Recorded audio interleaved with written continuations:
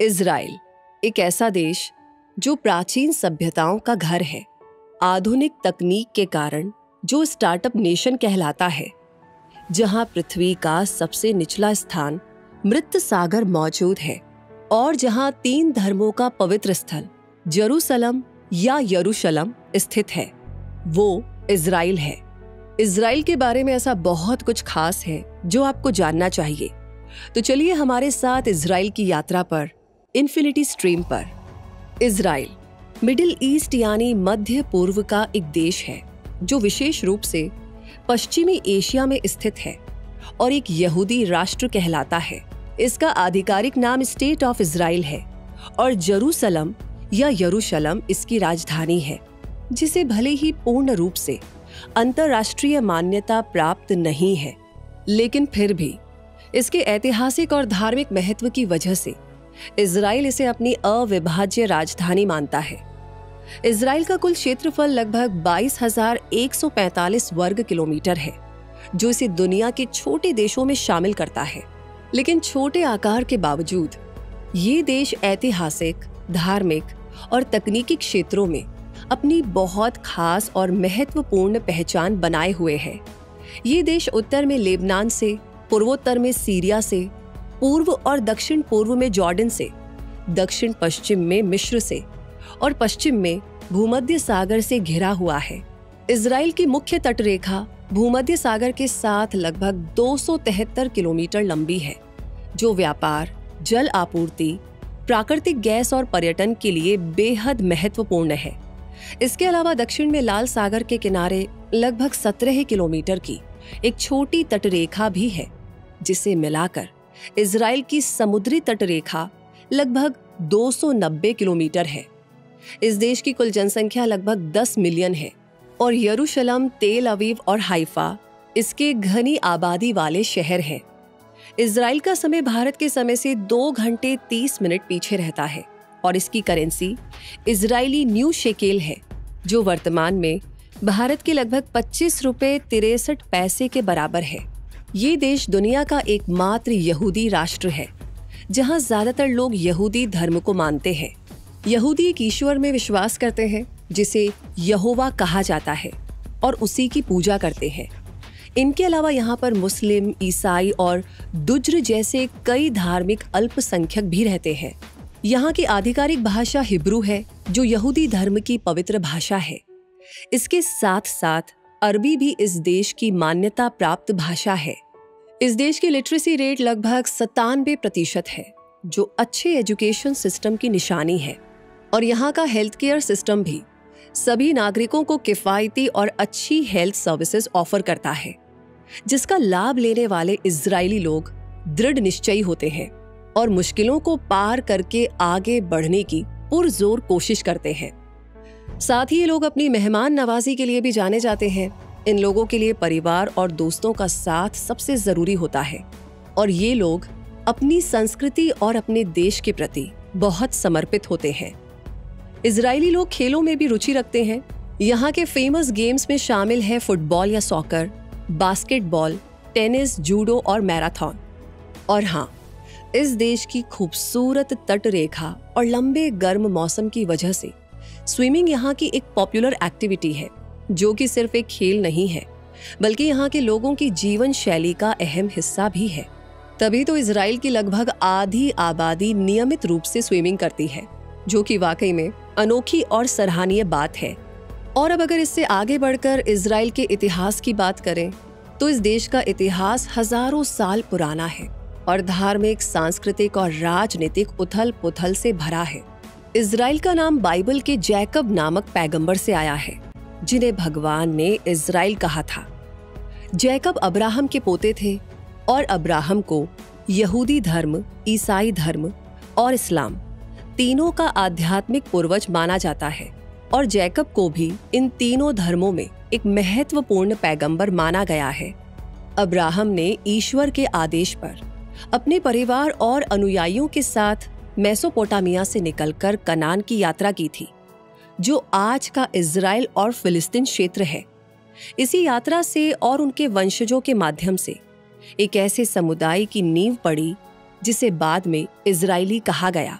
इस देश की प्राचीन इतिहास की जानकारी मुख्य रूप से हिब्रू बाइबल से मिलती है। यहूदी लोग एक समय मिस्र में गुलामी में थे। पैगंबर मूसा ने उन्हें मिस्र की गुलामी से बाहर निकाला और उन्हें 10 आज्ञाएं व अन्य कानून प्रदान किए जो यहूदी धर्म की नींव बने। बाद में वो कनान लौटे और लगभग 200 वर्षों के संघर्ष के बाद राजा डेविड ने 1010 ईसा पूर्व में यरूशलेम को जीता। आगे चलकर ये साम्राज्य इजराइल और जुदहा नामक 2 हिस्सों में बंट गया। लगभग 5वीं शताब्दी ईसा पूर्व से इस क्षेत्र को फिलिस्तीन कहा जाने लगा। दूसरी सदी ईस्वी में जब रोमन सम्राट हेड्रियन ने यहूदी विद्रोह को कुचल दिया तो उन्होंने इस क्षेत्र का नाम सीरिया पैलेस्टीना रख दिया, जिसे यहूदियों की पहचान मिटाने की कोशिश माना जाता है। ये नाम बाद में बीजान्टिन और इस्लामी शासन के दौरान भी भौगोलिक रूप से इस्तेमाल होता रहा। हालांकि 1517 से 1917 तक चले ऑटोमन काल में ये नाम औपचारिक नहीं था, पर स्थानीय और बाहरी दस्तावेजों में पैलेस्टाइन शब्द का आम रूप से इस्तेमाल होता रहा। 20वीं सदी की शुरुआत में फिलिस्तीन पर ब्रिटिश शासन था। इस दौरान यहूदी इस क्षेत्र को अपनी मातृभूमि मानने लगे। होलोकॉस्ट के बाद उन्हें एक स्वतंत्र देश की आवश्यकता महसूस हुई और आखिरकार 14 मई 1948 को संयुक्त राष्ट्र की योजना के आधार पर इजराइल राज्य की घोषणा की गई। इसके ठीक अगले दिन अरब देश मिस्र, जॉर्डन, सीरिया और इराक आदि ने इजराइल के खिलाफ युद्ध छेड़ दिया। ये लड़ाई 1949 तक चली और इजराइल की विजय के साथ समाप्त हुई। इस युद्ध के बाद क्षेत्रों को वेस्ट बैंक, गाजा पट्टी, पूर्वी यरूशलेम और इजराइल राज्य के रूप में विभाजित कर दिया गया। इसके बाद 1967 में इजराइल और उसके पड़ोसी देशों के बीच चले 6 दिवसीय युद्ध में इजराइल ने गाजा पट्टी, वेस्ट बैंक और पूर्वी यरूशलेम पर कब्जा कर लिया और तब से इन क्षेत्रों को लेकर के संघर्ष जारी है। 2005 में इजराइल ने गाजा से अपनी सेना और बस्तियां हटाई, लेकिन सीमा नियंत्रण बनाए रखा। 2007 में यहां पर गंभीर मानवीय संकट और संघर्ष की स्थिति बनी। ये हमास एक फिलिस्तीनी सुन्नी मुस्लिम संगठन है जो राजनीतिक और सैन्य रूप से सक्रिय है। कई देश जैसे इजराइल, अमेरिका और यूरोपीय संघ के सदस्य इसे एक उग्रवादी संगठन मानते हैं। हमास का मकसद एक स्वतंत्र फिलिस्तीनी देश बनाना है और ये इजराइल को एक देश के रूप में मान्यता नहीं देता। अप्रैल 2024 में इजराइल ईरान संबंधों में बड़ा बदलाव आया, जब दोनों देशों के बीच सीधे सैन्य टकराव देखा गया। इन घटनाओं के बाद 2025 में भी दोनों के बीच विवाद के कारण तनाव अभी भी बना हुआ है, जिससे शांति की राह फिलहाल तो नजर नहीं आती। संघर्ष और चुनौतियों से घिरे इस देश ने अपने राष्ट्रीय प्रतीकों के महत्व को बरकरार रखा है, जिनमें इजराइल का राष्ट्रीय ध्वज एक सफेद बैकग्राउंड पर बना है, जिसके ऊपरी और निचले किनारों पर 2 नीली क्षैतिज पट्टियां हैं। झंडे के ठीक बीच में एक नीला डेविड का तारा बना है, जिसे हिब्रू में मागेन डेविड कहते हैं। नीली पट्टियां यहूदी प्रार्थना शॉल पर बनी पट्टियों को दर्शाती हैं और डेविड के तारा का नाम प्राचीन इजराइल के राजा डेविड के नाम पर पड़ा है, जो यहूदी इतिहास के एक महान राजा और योद्धा थे। इसी तरह इस देश का कोट ऑफ आर्म्स एक ढाल के आकार का है। इसमें मुख्य रूप से नीले और सफेद रंगों का इस्तेमाल होता है। इसके केंद्र में एक 7 शाखाओं वाला मेनोरा बना है, जो कि दिव्य प्रकाश, ज्ञान और यहूदी धर्म का एक महत्वपूर्ण प्रतीक है। मेनोरा के दोनों ओर जैतून की शाखाएं बनी है, जो कि शांति और समृद्धि का प्रतीक है। इन सब के नीचे हिब्रू में इजराइल शब्द लिखा है, जो देश के नाम को दर्शाता है। ये राष्ट्रीय प्रतीक इजराइल के इतिहास, धार्मिक विरासत और शांति की आकांक्षा का सुंदर मिश्रण है। तो इस इतिहास की यात्रा के बाद बारी आती है इजराइल देश के भूगोल को समझने की। तो अपने छोटे आकार के बावजूद इजराइल का भूगोल काफी विविध है। ये 4 मुख्य भौगोलिक क्षेत्रों में बटा हुआ है, जो है भूमध्य सागरीय तटीय मैदान, केंद्रीय पहाड़ियां यानी कि सेंट्रल हिल्स, महान दरार घाटी या ग्रेट रिफ्ट वैली और नेगेव रेगिस्तान। इनमें से भूमध्य सागरीय तटीय मैदान इजराइल के पश्चिमी किनारे पर लंबा फैला हुआ उपजाऊ क्षेत्र है। यहाँ की जलवायु भूमध्य सागरीय है, यानी कि गर्मियां सूखी और सर्दियां हल्की और नम होती हैं। ये देश का सबसे सघन आबादी वाला और आर्थिक रूप से महत्वपूर्ण क्षेत्र है, जिसमें इजराइल के सबसे बड़े और महत्वपूर्ण शहर तेल अवीव और हाइफा स्थित हैं। ये क्षेत्र अपनी खूबसूरत तट रेखाओं और जीवंत शहरी जीवन के लिए भी जाना जाता है। इसके बाद केंद्रीय पहाड़ियां इस देश के अंदरूनी हिस्से में मौजूद ऐसा इलाका है जो पहाड़ों और घाटियों से मिलकर बना है। इन पहाड़ियों में हरे भरे जंगल और कृषि योग्य भूमि पाई जाती है। इजराइल की राजधानी यरूशलेम इसी पहाड़ी क्षेत्र में स्थित है। इसके अलावा हेब्रोन और रामल्ला जैसे शहर भी इसी में आते हैं। अब अगर बात करें महान दरार घाटी की, तो ये भूवैज्ञानिक रूप से एक गहरा गड्ढा है जो इजराइल के उत्तर से दक्षिण तक फैला हुआ है।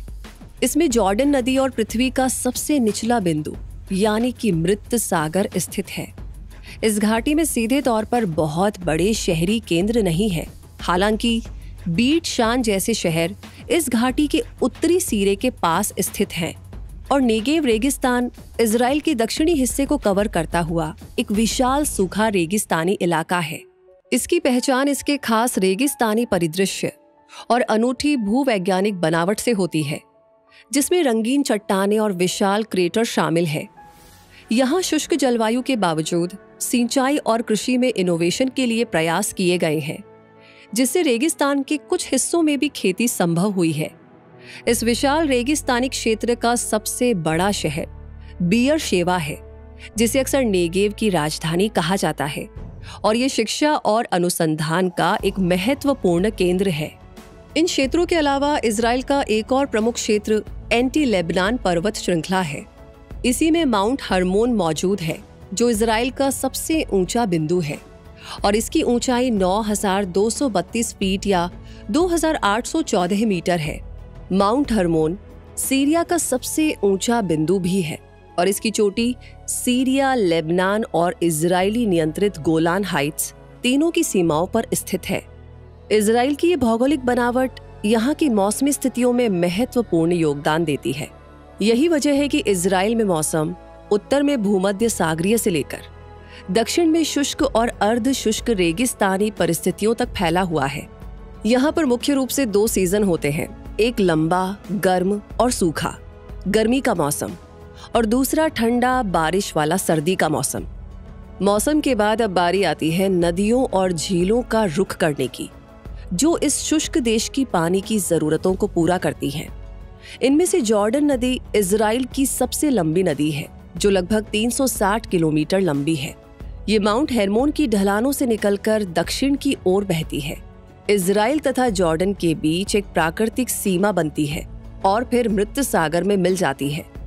ये नदी पीने के पानी, कृषि और औद्योगिक उपयोग के लिए पानी का एक महत्वपूर्ण स्रोत है और इसका यहूदी, ईसाई और इस्लाम धर्म में गहरा धार्मिक और ऐतिहासिक महत्व भी है। इसके अलावा यारकौन नदी, जो कि केंद्रीय इजराइल में बहती है, वो तेल अवीव क्षेत्र के लिए एक महत्वपूर्ण जल स्रोत है और लखिश नदी, जो कि वेस्ट बैंक से निकलकर भूमध्य सागर में गिरती है, वो दक्षिणी इजराइल में एक महत्वपूर्ण जलमार्ग है। इनके अलावा किशोन नदी और नाहल अलेक्जेंडर भी इजराइल की प्रमुख नदियां हैं। बात करें प्रमुख झील की, तो उत्तरी इजराइल में स्थित सी ऑफ गैलिली या गैलिली सागर एक विशाल मीठे पानी की झील है, जो लगभग 21 किलोमीटर लंबी है और इसे जॉर्डन नदी से पानी मिलता है। ये इजराइल के लिए पीने के पानी का सबसे बड़ा और महत्वपूर्ण स्रोत है। समुद्र तल से लगभग 215 मीटर नीचे स्थित ये पृथ्वी पर सबसे निचले मीठे पानी की झील भी है। ये मछली पकड़ने के उद्योग और पर्यटन के लिए प्रसिद्ध है। साथ ही ईसाई धर्म में इसका गहरा ऐतिहासिक और धार्मिक महत्व भी है।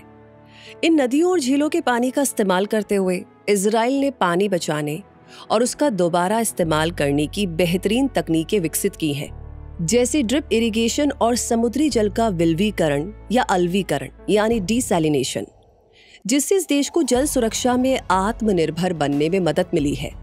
और मृत सागर जैसी झील के जरिए भी इजराइल को बहुत से लाभ मिले हैं। मृत सागर या डेड सी दुनिया की सबसे खारी और गहरी झीलों में शामिल है, ये पृथ्वी की सतह पर स्थित सबसे निचला बिंदु है जो समुद्र तल से करीब 430 मीटर नीचे है। ये लगभग 304 मीटर गहरी है, जो इसे दुनिया की सबसे गहरी हाइपरसैलिन झील बनाती है, यानी अत्यधिक खारे पानी की सबसे गहरी झील। इसे अपने बड़े आकार और गहराई के कारण सागर कहा जाता है।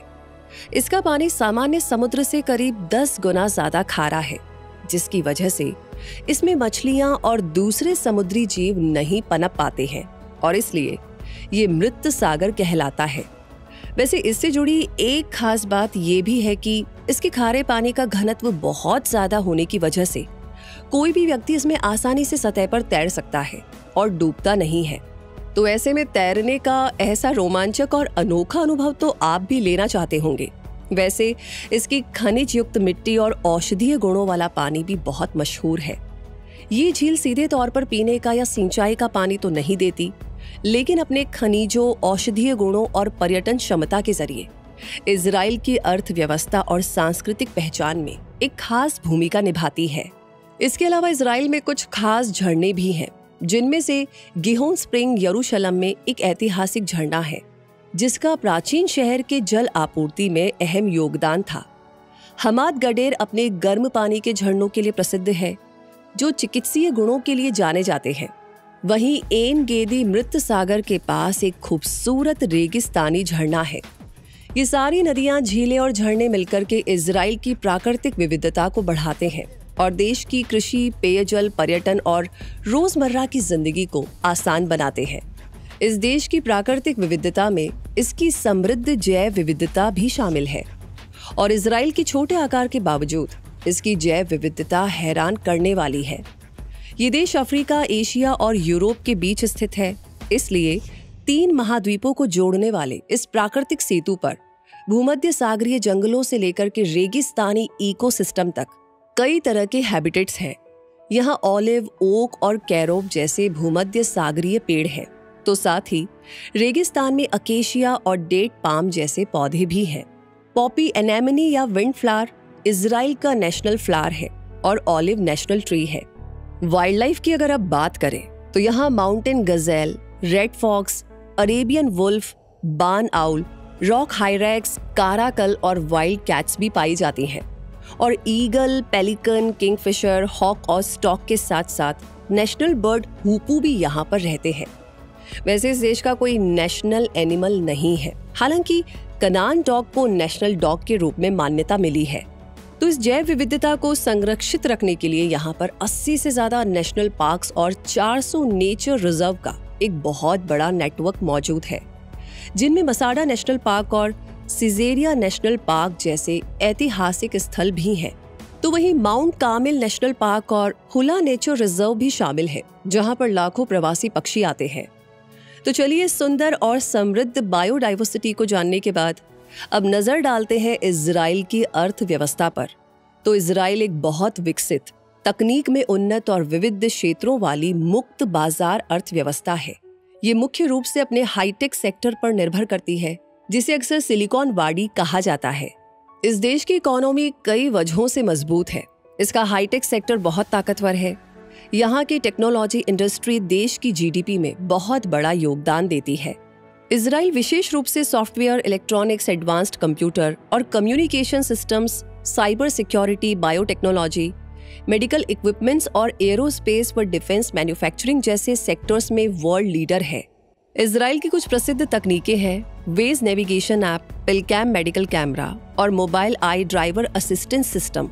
इसके अलावा ड्रिप इरिगेशन और वाटर जेन जैसी तकनीकें भी यहाँ की खेती और पानी की समस्या को हल करने में मदद करती हैं। इसके अलावा इजराइल के पास बहुत स्किल्ड और एजुकेटेड वर्कफोर्स है। ये देश विदेशी निवेश को बढ़ावा भी देता है और इसके व्यापारिक संबंध भी काफी मजबूत है, खासकर यूरोपियन यूनियन के साथ। देश की रणनीतिक लोकेशन यूरोप, एशिया और अफ्रीका के मार्केट्स तक पहुंच आसान बनाती है, लेकिन मौजूदा संघर्षों का इकोनॉमी पर काफी गहरा असर पड़ रहा है। इन सबसे रक्षा का खर्चा बहुत बढ़ गया है। इकोनॉमी में थोड़ी मंदी भी आई है। टूरिज्म और कंस्ट्रक्शन पर तो सीधा असर पड़ा है, लेकिन हाईटेक और डिफेंस जैसे सेक्टर अभी भी मजबूत है। इजराइल की जीवन प्रत्याशा, शिक्षा और औसत आय अच्छी है। लेकिन अमीर और गरीब के बीच बड़ा अंतर है। इसलिए आय असमानता के मामले में इसे पश्चिमी देशों में सबसे ज्यादा असमान अर्थव्यवस्थाओं में गिना जाता है। यहाँ पर यह समझना जरूरी है कि भले ही इजराइल भौगोलिक रूप से मध्य पूर्व में स्थित है, लेकिन उसकी तरक्की, व्यापार तौर तरीके और पश्चिमी देशों से गहरे संबंधों के कारण उसे अक्सर पश्चिमी देशों की अर्थव्यवस्थाओं का हिस्सा माना जाता है। कुल मिलाकर के इजराइल की इकोनॉमी एक तरफ अपने मजबूत हाईटेक सेक्टर और स्किल्ड वर्कफोर्स के दम पर बहुत अडेप्टेबल और फ्लेक्सिबल है, वहीं दूसरी तरफ मौजूदा कॉन्फ्लिक्ट्स और आय असमानता जैसी चुनौतियों के कारण इसे काफी मुश्किलों का सामना भी करना पड़ रहा है। इजराइल का इंफ्रास्ट्रक्चर काफी विकसित है, खासकर परिवहन, संचार और जल प्रबंधन जैसे क्षेत्रों में। यहाँ सड़कों का एक बड़ा नेटवर्क है, रेल नेटवर्क भी बढ़ रहा है और बेन गुरियन एयरपोर्ट का विस्तार किया जा रहा है। संचार व्यवस्था पूरी तरह से डिजिटल है, जिससे लोगों को बेहतर कनेक्टिविटी मिलती है। जल प्रबंधन के क्षेत्र में इजराइल अपनी एडवांस टेक्नोलॉजी के लिए जाना जाता है, जिसमें डिसैलिनेशन और वेस्ट वाटर रिसाइकलिंग शामिल है, जो इसे पानी की कमी वाले क्षेत्र में भी आत्मनिर्भर बनाता है। और जहां तक इसके पॉलिटिकल स्ट्रक्चर की बात है, तो यहाँ एक संसदीय लोकतंत्र है, यानी पार्लियामेंट्री डेमोक्रेसी। इसकी शासन प्रणाली संसद पर आधारित है, जिसे कनेसेट कहा जाता है। सरकार संसद के प्रति जवाबदेह होती है। प्रधानमंत्री इजराइल की सरकार के प्रमुख होते हैं, जो आमतौर पर कनेसेट में सबसे बड़ी पार्टी या गठबंधन के नेता होते हैं। सरकार, जिसे कैबिनेट भी कहते हैं, वो कार्यकारी शक्ति का उपयोग करती है, जबकि कानून बनाने की शक्ति कनेसेट के पास होती है। इजराइल के पास कोई औपचारिक लिखित संविधान नहीं है। इसके स्थान पर बेसिक लॉज हैं, जो संवैधानिक कार्य करते हैं। इजराइल में भारत की तरह राज्य नहीं होते। उनकी जगह यहाँ पर 6 प्रमुख प्रशासनिक जिले या एडमिनिस्ट्रेटिव डिस्ट्रिक्ट्स हैं, जिन्हें हिब्रू भाषा में मी हॉजेट कहा जाता है। ये जिले हैं सेंट्रल डिस्ट्रिक्ट, हाइफा डिस्ट्रिक्ट, यरूशलेम district, northern district, southern district और तेल अवीव डिस्ट्रिक्ट। इनमें से सेंट्रल डिस्ट्रिक्ट देश के बीच में स्थित है और यहाँ बहुत ज्यादा आबादी रहती है। ये इलाका आर्थिक गतिविधियों का एक मुख्य केंद्र है, जहाँ पेठा टिकवा, रिशोन लेजियोन और नेतानिया जैसे कई बड़े शहर बसे हुए हैं। हाइफा डिस्ट्रिक्ट इजराइल के उत्तर में तट पर बसा है। यहीं पर हाइफा शहर है, जो कि एक बड़ा बंदरगाह और औद्योगिक केंद्र माना जाता है। यहाँ माउंट कामेल भी है और हडेरा जैसे शहर भी इसी जिले में है। तो यरूशलेम डिस्ट्रिक्ट राजधानी यरूशलेम को चारों ओर से घेरती है और जुडियन पहाड़ों में स्थित है। इस जिले में बेट शेमेश जैसा शहर भी है। नॉर्दर्न डिस्ट्रिक्ट देश के उत्तरी हिस्से में है, जिसे गैलीली का इलाका भी कहते हैं। ये बहुत ही हरा भरा क्षेत्र है, जहाँ पर प्रसिद्ध गैलीली झील भी मौजूद है। नाजरेत, टिबेरियास और एकर जैसे ऐतिहासिक शहर इसी जिले में आते हैं। तो अब आगे सदर्न डिस्ट्रिक्ट इजराइल का सबसे बड़ा जिला है, जिसमें ज्यादातर नेगेव रेगिस्तान का सूखा और कम आबादी वाला इलाका आता है। यहाँ बियर शेवा और प्रसिद्ध ईलात शहर है। और तेल अवीव डिस्ट्रिक्ट क्षेत्रफल में सबसे छोटा जिला है, लेकिन सबसे ज्यादा शहरी और घनी आबादी वाला इलाका है। ये इजराइल का आर्थिक और सांस्कृतिक दिल माना जाता है, जहाँ तेल अवीव याफो मुख्य शहर है और होलोन और रमटगंज जैसे शहर भी यहीं पर है। तो इजराइल के इन जिलों से होकर ही तो देखा जा सकता है इस देश के प्रमुख पर्यटन स्थलों को। तो फिर चलिए अब चलते हैं इजराइल की सैर पर और इसकी शुरुआत करते हैं इजराइल के राजधानी शहर यरूशलेम से, जो दुनिया के सबसे प्राचीन शहरों में से एक है। ये शहर सिर्फ अपनी ऐतिहासिकता के लिए ही नहीं, बल्कि 3 प्रमुख धर्मों यहूदी धर्म, ईसाई धर्म और इस्लाम के सबसे पवित्र स्थलों का संगम होने के कारण भी खास पहचान रखता है। यहाँ की वेस्टर्न वॉल यहूदी धर्मियों के लिए सबसे पवित्र स्थान है। ये प्राचीन यहूदी मंदिर की बची हुई पश्चिमी दीवार है, जहाँ श्रद्धालु अपनी प्रार्थनाएं करते हैं और अपनी मन्नतों को छोटे छोटे कागज पर लिखकर दीवार की दरारों में रखते हैं। वहीं ईसाई धर्म के लिए सबसे पवित्र स्थल चर्च ऑफ द होली सेपुल्कर है। मान्यताओं के अनुसार इसी स्थान पर ईसा मसीह को सूली पर चढ़ाया गया था, उन्हें दफनाया गया था और वो फिर से जीवित हुए थे। मुसलमानों के लिए डोम ऑफ द रॉक, जिसे कुब्बत अल सखरा भी कहते हैं, वो एक बेहद महत्वपूर्ण स्थल है। अपने शानदार सुनहरे गुंबद के लिए प्रसिद्ध ये स्थान इस्लाम में तीसरा सबसे पवित्र स्थान माना जाता है, जहां से पैगंबर मुहम्मद के जन्नत की यात्रा पर जाने की बात कही जाती है। ये तीनों पवित्र स्थल मिलकर के यरूशलेम को केवल एक शहर नहीं बल्कि एक आध्यात्मिक केंद्र बनाते हैं, जहां इतिहास, आस्था और संस्कृति का अद्भुत मेल देखने को मिलता है। यरूशलेम में ही आपको याद वाशिम भी मिलेगा, जो होलोकॉस्ट यानी यहूदियों के नरसंहार से जुड़ा एक बहुत ही महत्वपूर्ण और मार्मिक म्यूजियम है। यहाँ से थोड़ी दूर पर ही नाजरेत शहर है, जहाँ माना जाता है कि ईसा मसीह पले बढ़े थे, और बेथलहम भी पास ही है, जिसे उनका जन्म स्थान माना जाता है। यरूशलेम में इन सभी प्रमुख स्थानों को देखने के बाद आप इजराइल के दक्षिणी हिस्से में स्थित नेगेव रेगिस्तान के रोमांच की ओर बढ़ सकते हैं।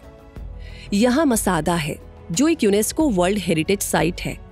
ये एक प्राचीन पहाड़ी किला है जिसका ऐतिहासिक महत्व और वहां से दिखने वाले नजारे दिल को छू लेते हैं। उसके बाद मृत सागर में तैरने का शानदार अनुभव लिया जा सकता है, जो भौगोलिक रूप से महान दरार घाटी का हिस्सा होने के बावजूद नेगेव के पूर्वी किनारे पर स्थित है। इसके बाद टिम्ना वैली की अनोखी चट्टानें और पुराने तांबे की खदानें देखी जा सकती हैं, और रमोन क्रेटर की विशाल भूगर्भीय बनावट को भी करीब से देखा जा सकता है। यहीं से होकर incense route desert cities in the Negev गुजरती है, जो कि यूनेस्को वर्ल्ड हेरिटेज साइट है। ये एक प्राचीन व्यापार मार्ग है जो अरब देशों से कीमती सुगंधित पदार्थों को भूमध्य सागर तक पहुंचाने के लिए इस्तेमाल होता था। और अब अगर थोड़ा सा और आगे बढ़ा जाए तो लाल सागर पर बसा ईलात शहर आपको मिलेगा, जो डाइविंग, सुंदर बीचेस और जीवंत मूंगे की चट्टानों के लिए जाना जाता है। हाइफा शहर अपनी अनूठी खूबसूरती के लिए जाना जाता है, जहां आपको बहाई गार्डन्स मिलेंगे। ये यूनेस्को वर्ल्ड हेरिटेज साइट है, जिसके खूबसूरत बगीचे अपने शांत वातावरण से आपका मन मोह लेंगे। हाइफा से कुछ ही दूर पर आपको एकर या अकोका पुराना शहर मिलेगा, जो खुद एक यूनेस्को वर्ल्ड हेरिटेज साइट है। ये एक ऐतिहासिक बंदरगाह शहर है, जहां पर मध्यकालीन इतिहास और प्रभावशाली किलेबंदी देखने लायक है। इसके बाद आप गैलीली क्षेत्र की ओर बढ़ सकते हैं। यहाँ पर आपको सी ऑफ गैलीली मिलेगा, और इसी उत्तरी जिले में आपको कुछ और यूनेस्को वर्ल्ड हेरिटेज साइट्स भी मिलेंगी, जिन्हें बिब्लिकल टेल्स के नाम से जाना जाता है। इनमें मेगिद्दो, हजोर और बियर शेवा शामिल है। ये प्राचीन इजरायली शहरों के पुरातात्विक स्थल हैं, जो बाइबल की कहानियों से सीधे जुड़े हुए हैं। इजराइल की गहरी ऐतिहासिक और पुरातात्विक जड़ों को समझने के लिए नेक्रोपोलिस ऑफ बेट शे आरिम देखना जरूरी है। ये एक प्राचीन यहूदी कब्रिस्तान है, जहां पत्थरों को काटकर बनाई गई कब्रें हैं, और ये भी एक यूनेस्को वर्ल्ड हेरिटेज साइट है। जूडियन लोलैंड्स में स्थित केव्स ऑफ मारेशा एंड बेट गोवरिन भी एक यूनेस्को साइट है, जहां सैकड़ों मानव निर्मित गुफाओं का एक विशाल और अनूठा समूह मौजूद है। और अंत में तेल अवीव इजराइल का एक मॉडर्न और जीवंत शहर है। ये अपने बीचेस, शानदार नाइट लाइफ और बेहतरीन बाउ हाउस आर्किटेक्चर के लिए मशहूर है। यहाँ की व्हाइट सिटी ऑफ तेल अवीव भी एक यूनेस्को वर्ल्ड हेरिटेज साइट है, जो शहरी नियोजन में आधुनिक आंदोलन को दर्शाती बाउ हाउस शैली की इमारतों का एक बेहतरीन कलेक्शन है। तो इजराइल के इन अद्भुत और बेहतरीन पर्यटन स्थलों की ही तरह इजराइल के त्योहार भी बहुत बेहतरीन है, जो इस देश की समृद्ध धार्मिक परंपराओं और आधुनिक सांस्कृतिक जीवन दोनों को दर्शाते हैं। यहाँ मनाए जाने वाले प्रमुख यहूदी त्योहारों में पास ओवर सबसे खास है, जो यहूदियों को मिस्र की गुलामी से मिली आजादी की याद दिलाता है। शवुओत पर्व मूसा को माउंट सिनाई पर टोरा दिए जाने की याद में मनाया जाता है। टोरा ईश्वर द्वारा मूसा को दिए गए नियम और शिक्षाएं हैं। इस दिन को फसल कटाई से भी जोड़ा जाता है। सुक्कोट यहूदी धर्म का एक और महत्वपूर्ण पर्व है। इस दौरान लोग अस्थायी झोपड़ियों में रहते हैं। ऐसा करके वो उन 40 सालों को याद करते हैं जब प्राचीन इजरायली मिस्र की गुलामी से आजाद होने के बाद रेगिस्तान में भटकते रहे थे। रोश हशाना यहूदी नववर्ष है, जो आत्मचिंतन और एक नए आरंभ का प्रतीक है, जबकि योम किपुर प्रायश्चित और क्षमा का दिन होता है, जिसे उपवास और प्रार्थना के साथ मनाया जाता है। हनुक्का को रोशनी का त्योहार कहा जाता है, जिसमें लगातार 8 दिन तक दीप स्तंभ जलाया जाता है। वहीं पुरिम खुशियों और परोपकार का त्योहार है। इसमें लोग रंग बिरंगी वेशभूषा पहनते हैं, मेले लगते हैं और फारस के दुष्ट मंत्री हामान की साजिश से मिली मुक्ति का जश्न मनाते हैं। तो धार्मिक त्योहारों के साथ साथ इजराइल में आधुनिक सांस्कृतिक आयोजन भी होते रहते हैं, जैसे यरूशलम फिल्म फेस्टिवल, रेड सी जैज फेस्टिवल, कामियल डांस फेस्टिवल और इंटरनेशनल ऊद फेस्टिवल। प्रकृति और पक्षी प्रेमियों के लिए इलात बर्ड फेस्टिवल भी काफी खास है, जो बसंत ऋतु में स्टेपी ईगल, हनी बुजर्ड और ग्रेटर फ्लेमिंगो जैसे प्रवासी पक्षियों के आगमन के दौरान आयोजित होता है और दुनिया भर से बर्ड वॉचर्स को आकर्षित करता है। इन त्योहारों की ही तरह इजरायली व्यंजन भी बहुत खास है, जो मध्य पूर्वी, भूमध्य सागरीय और यहूदी खानपान की परंपराओं का एक शानदार मेल है। यहाँ के फेमस फूड आइटम्स में शामिल है फलाफेल, जो गहरे तले हुए चने के बॉल्स होते हैं और अक्सर पीटा ब्रेड में टॉपिंग के साथ परोसे जाते हैं। हमस एक क्रीमी डिप है जिसे चने, ताहिनी, नींबू के रस और लहसुन से बनाया जाता है। शक्शूका टमाटर और मिर्च की चटनी में तले हुए अंडे होते हैं।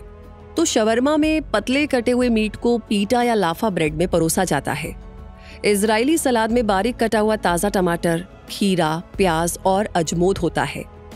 कनाफे या कुनाफा एक मीठी पनीर पेस्ट्री है जिसे मीठे सिरप में डिप किया जाता है। और हलवा एक फेमस मिठाई है जिसे तिल के बीजों से बनी ताहिनी और चीनी से बनाया जाता है। इनके साथ साथ इजराइल में कई तरह के मशहूर ड्रिंक्स भी हैं, जिनमें अराक और वाइन जैसी एल्कोहलिक ड्रिंक्स भी हैं और आइस कॉफी और नींबू और पुदीने से बना ताज़ा ड्रिंक लिमोनाना भी शामिल है। तो चलिए अब व्यंजनों के बाद क्यों ना इजराइल के पारंपरिक पहनावे को भी जान लिया जाए। तो यहाँ पर पुरुष धार्मिक अवसरों पर टैलिट नाम की प्रार्थना शॉल ओढ़ते हैं और सिर पर किप्पा नामक एक छोटी गोल टोपी पहनते हैं। कुछ रूढ़िवादी यहूदी समुदायों में त्योहारों के दौरान शिट्री मेल नामक फर वाली टोपी भी पहनी जाती है। पुरुष लंबे ढीले ट्यूनिक जैसे कपड़े पहनते हैं और महिलाएं भी अक्सर लंबे और ढीले कपड़े पहना करती हैं और धार्मिक समुदायों में सिर पर स्कार्फ भी रखती हैं। ये पहनावा इजराइल की विविध सांस्कृतिक और धार्मिक विरासत का एक महत्वपूर्ण हिस्सा है। और अब जब आपने इस देश के बारे में इतना कुछ गहराई से जान ही लिया है, तो क्यों ना इजराइल के बारे में कुछ जरूरी ऐसी बातों को भी जान लिया जाए जो कि एक पर्यटक के तौर पर आपकी इस यात्रा को और भी ज्यादा आसान और सुरक्षित बना सके। जैसे कि ये जानना कि यहाँ पर धार्मिक स्थलों पर शालीनता का विशेष ध्यान रखा जाता है। मार्केट में मोल भाव करना यहाँ पर कॉमन बात है। इजरायली लोग खुलकर के बात करते हैं और मदद करने को तैयार भी रहते हैं। यहाँ अपना बैग किसी पब्लिक प्लेस पर अकेला नहीं छोड़ना चाहिए, क्योंकि सेफ्टी पर्पसेस से ये सही नहीं माना जाता। राजनीति और धर्म जैसे संवेदनशील विषयों पर बहस करने से बचना चाहिए। और यहाँ के लोग टाइम को लेकर के थोड़े फ्लेक्सिबल होते हैं, ये भी आपको पता होना चाहिए। और इसी के साथ अब आप तैयार हैं इजराइल घूमने के लिए, जिसका पीक सीजन आमतौर पर मार्च से मई और सितंबर से नवंबर के दौरान होता है, जब यहाँ पर मौसम सुहावना रहता है।